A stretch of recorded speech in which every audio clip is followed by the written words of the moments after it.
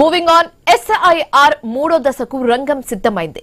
ఆంధ్రప్రదేశ్, తెలంగాణతో పాటు మొత్తం 16 రాష్ట్రాలు, 3 కేంద్ర పాలిత ప్రాంతాల్లో ఎస్ఐఆర్ ప్రక్రియ చేపట్టబోతున్నట్లుగా ఈసీ వెల్లడించింది.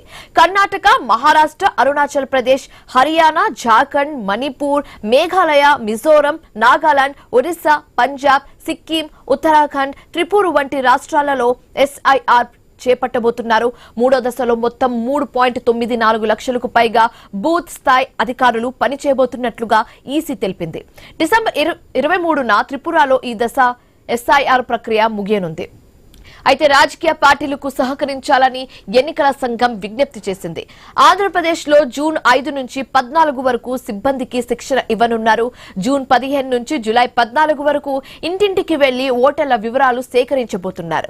జూలై 21న ముసాయిదా ఓటర్ల జాబితా విడుదల కానుంది.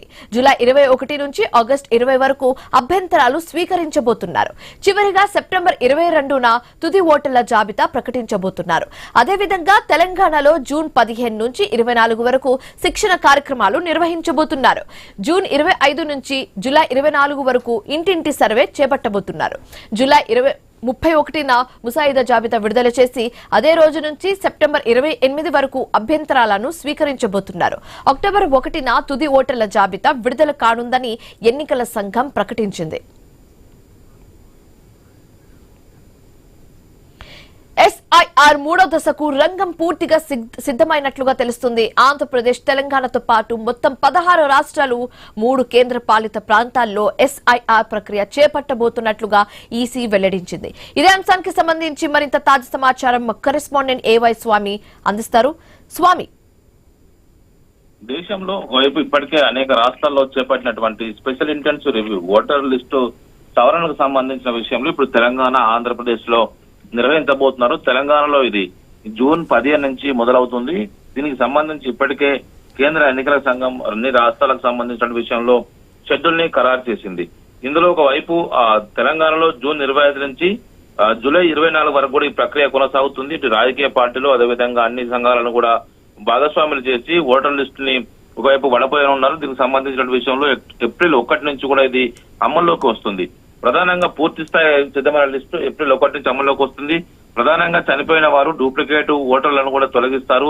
శాశ్వతంగా ఇల్లు మారిపోయిన వారు, అదేవిధంగా అనర్హుల పేర్లను పదే రిపీటెడ్ గా ఉండేటువంటి డబుల్ ఓట్లను కూడా ఈ జాబితా నుంచి తొలగిస్తారు. ప్రధానంగా బిఎల్ఓలు, బూత్ లెవెల్ ఆఫీసర్స్ ఇంటింటికి వెళ్లి పరిశీలిస్తారు. ఓటర్లు భర్తీ చేసినటువంటి ఎన్యూమరేటర్ల ఫారాలను వారికి సొంత డేటాతోని పోలి చూస్తారు. గతంలో 2001-4 మధ్యలో ఇది కొనసాగింది. ఇప్పుడు మళ్ళీ కొత్తగా దీన్ని దేశవ్యాప్తంగా దీన్ని అమలు చేస్తూ ఉన్నారు.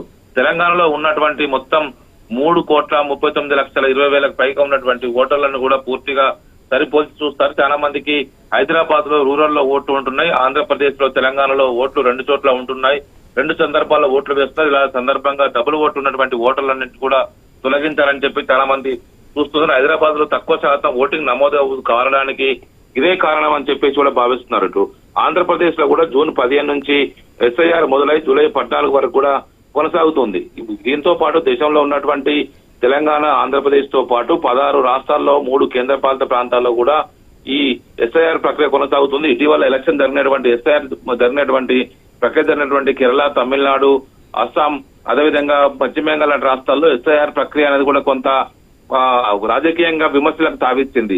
అధికార భారతీయ జనతా పార్టీకి ఇది కొంత ఉపయోగపడ్డదని చెప్పేసి ఇటు మిగతా పార్టీలు విమర్శిస్తున్న నేపథ్యంలో ఇప్పుడు తెలంగాణలో కూడా ముఖ్యమంత్రి రేవంత్ రెడ్డి దీని మీద ప్రభుత్వ మంత్రులతోటి, ఒకవైపు అధికారులతోటి సమావేశం అవుతున్నారు. ఇప్పటికే క్షేత్రస్థాయిలో బిఎల్ఎల్తో కలిసి పనిచేయాలని చెప్పేసి కేసీఆర్ కూడా బీఆర్ఎస్ పార్టీకి ఆదేశించారు. అర్హులైన ఒక్క ఓటరు కూడా పోవడానికి వీలు లేదు, ఖచ్చితంగా వారి ఓటు హక్కును కాపాడుకోవాలని చెప్పేసి కూడా వారు సూచిస్తున్నారు. ఈ నేపథ్యంలోనే తెలంగాణలో కూడా మొదలు కాబోతున్నటువంటి ఈ ఎస్ఐఆర్ ప్రక్రియ పైన రాజకీయ పార్టీలన్నీ కూడా ఇప్పటికే అలర్ట్ అయ్యాయి. ఖచ్చితంగా తమ అర్హులైన ఓటర్ల జాబితాను ఓటర్ల నుంచి మిస్ కాకుండా జాగ్రత్త పడుతున్నారు. తెలంగాణలో ఒకవైపు ఈ నెల 12వ తేదీ నుంచే దాదాపు 3,39,00,000 మంది ఓటర్లు ఉన్నట్టుగా గుర్తించారు. ఇందులో 35,985 మంది బిఎల్ఓలు ఉంటారు. అదేవిధంగా 25,886 మంది బిఎల్ఏలు అంటే block level assistants, block level officers అంతా కూడా కలిసి పనిచేస్తారు. 33 జిల్లాల్లో 13 కార్పొరేషన్లు ఉన్నాయి.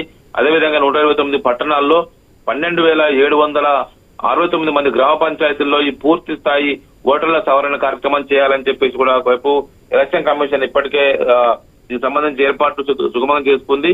83 లక్షల కుటుంబాల వద్దకు వెళ్లి బిఎల్ఓలు పూర్తిగా సర్వేలు చూస్తారు. గతంలో ఓటేసినటువంటి ఓటర్ లిస్టు ఇప్పుడు కొత్తగా వారికి ఉన్నటువంటి లిస్టును సరిపోల్చి చూస్తారు. ఇలా డబుల్ ఓటు ఉంటే వాటిని తొలగిస్తారు, చనిపోయిన వారి ఓటర్లను కూడా తొలగిస్తారు. ఇప్పటికే తెలంగాణలో జనాభా లెక్కల ప్రక్రియ కొనసాగుతున్న నేపథ్యంలో దానికి సమాంతరంగా ఎస్ఐఆర్ ప్రక్రియను కూడా కొనసాగిస్తారు.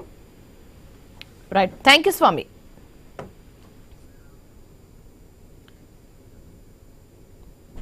బులెటిన్లో మరో షార్ట్ బ్రేక్ తీసుకుందాం. శ్రీవితాస్.